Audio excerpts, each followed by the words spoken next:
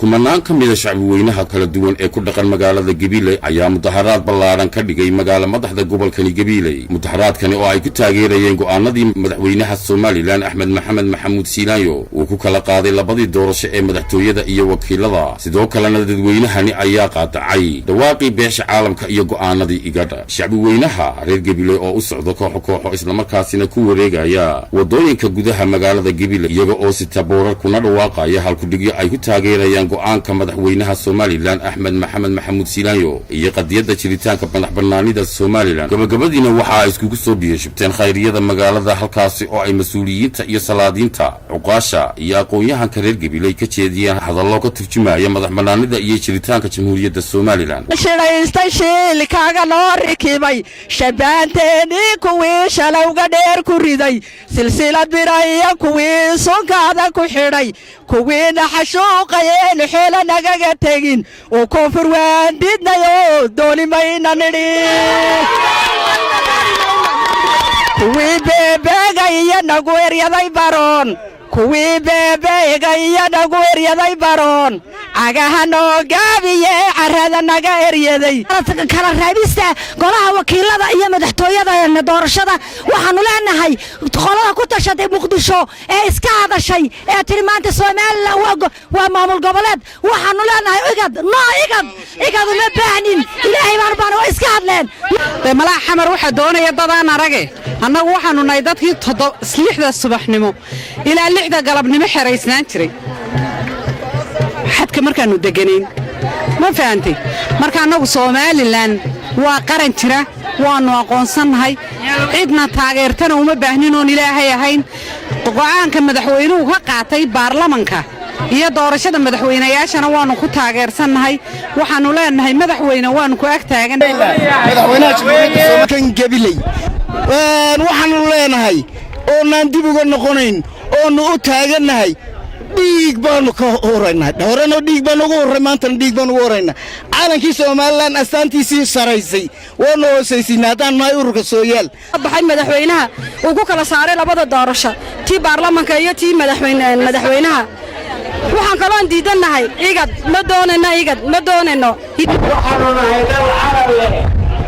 waxaanu nahay dal dastuur leh waxaanu nahay dal madaxweyne leh waxaanu nahay dal baarlamaan leh waxaanu nahay dal guurti leh waxaanu nahay dal ciidamo gaara leh waxaanu nahay dal xusbiyo dimuqraadiya leh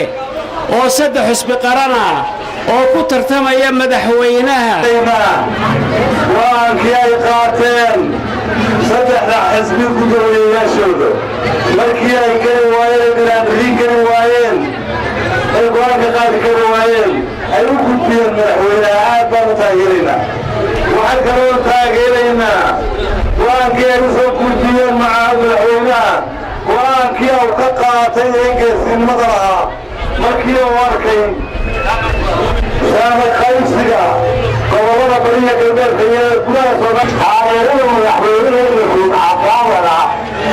ee xawalaasay waxaa midoo hoos sheegaysaa aanay jirin si wanaagsan oo uu ka qaaday labadii doorasho saarnaa ayaynu halkan taageeradiisa banaanbaxeedu yuusan ku saabsan ayaynu isku madaxweynuhu ku saxan yahay go'aanka uu gaaray si mug iyo miisaanle baynu taageeraynaa marna caban mayno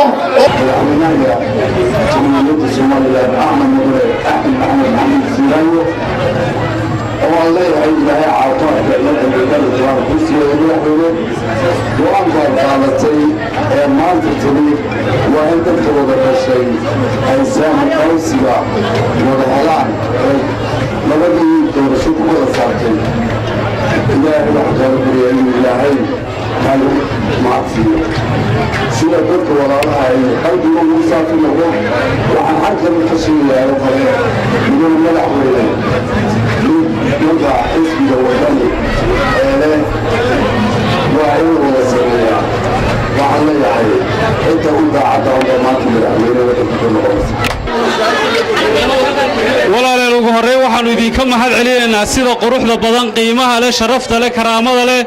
maamuuska leh ee aad u muujiseen dareenka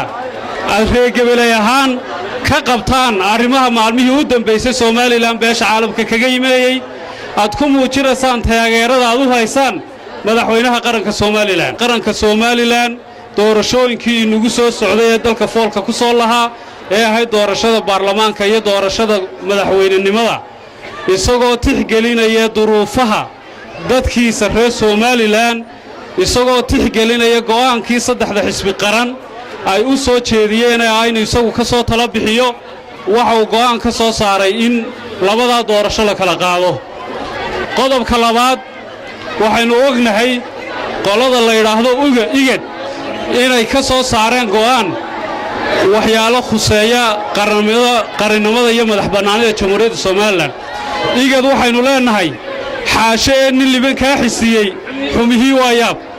waxaad ogtihiin somalilan iyo guulahay gaadhay waxaad timaadeen somalilan oo soo booqateen waa ka markhaati furteen haddana waad kala masuugaysaan wax kastoo aadna tidhaahdaa waxaannu u aragnaa cadownimo aad ula badheedheen somalilan beesha caalamka hal kelmaduun baynu u dirannaa we value the support of international community but we say no intervention waannu taageerannaa waannu soo dhowaynaynaa taageerada aad siisaan qaranka somalilan laakiin idinkama aqbalanno inaad wax noo yeedhisaan iyo inaadna soo faragelisaan kaas oo xambaarsanaa laba ujeeddo oo muhiima labadaa ujeeddo oo kala ahaa inay ku taageeraan madaxweynaha jamhuuriyadda somalilan mudane axmed maxamed maxamuud siilaanyo go'aankii geesinimada lahaa ee uu ka qaatay kala qaadista labada doorasho